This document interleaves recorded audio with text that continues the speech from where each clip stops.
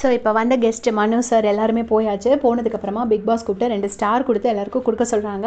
நம்மளோட 3 கெஸ்ட்டு பிரியங்கா, தீபக் அண்ணா அண்ட் மஞ்சரி 3 பேரும் உட்காந்து அந்த ஸ்டார்ஸ் எதுக்கு கொடுக்குறோம் அப்படிங்கிறதெல்லாம் பற்றி பேசுகிறாங்க. பேசிட்டு 2 ஸ்டார்ஸ் கிடச்சிருக்கு.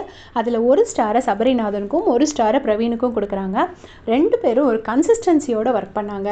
ஆக்சுவலாக நிறைய பேருக்கு ஸ்டார் டிசர்விங் தான், இருந்தாலும் அதில் டாப் மோஸ்ட் லேயர்னு 3 நாளும் எந்த ஒரு இடத்துலையும் தன்னோட ஒரு பொசிஷனை விட்டு கொடுக்காம தன்னோட கடமைகளை ஒரு நிமிஷம் கூட விடாமல் பண்ணவங்க யாரோ அவங்களுக்காக கொடுக்குறோம் அப்படின்னு சொல்லிட்டு சபரிநாதனுக்கும் பிரவீனுக்கும் கொடுத்தாங்க. ஸோ 2 பேருமே நல்ல வெல் டிசர்வ்டு கேண்டிடேட்ஸ் தான், டவுட்டே கிடையாது.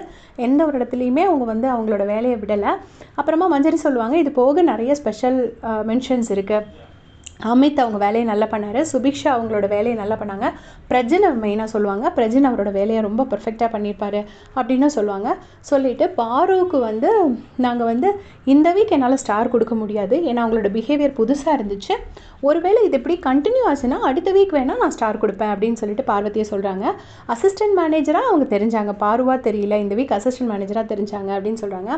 அப்புறம் தீபக் அண்ணா என்ன சொல்கிறாங்கன்னா, முதல் 2 நாள் பாரு எதுவும் பண்ணலைனாலும் கடைசி நாள் தெரிஞ்சாங்க அவங்களோட ஒர்க்கை நல்லா பண்ணாங்க அப்படின்னு. அப்புறம் கனி அக்காவுக்கும் ஒரு ஸ்பெஷல் மென்ஷன் சொன்னாங்க. ஏன்னா கனி அக்காவோட ஃபுட்டு நல்லா சாப்பிட்டாங்க இல்லையா, அவங்க ஆக்சுவலாக சாண்ட்ரா வியானாவையும் மென்ஷன் பண்ணாங்க, நல்லா எல்லாமே வந்து எங்களுக்கு நல்லா சர்வ் பண்ணாங்க அப்படின்னு சொல்லியிருப்பாங்க. சாண்ட்ராவை சொல்லியிருப்பாங்க, பட் சாண்ட்ரா வந்து மார்னிங் பண்ண அந்த பிரச்சனையினால சாண்ட்ராவோட நேமை மென்ஷன் பண்ணல.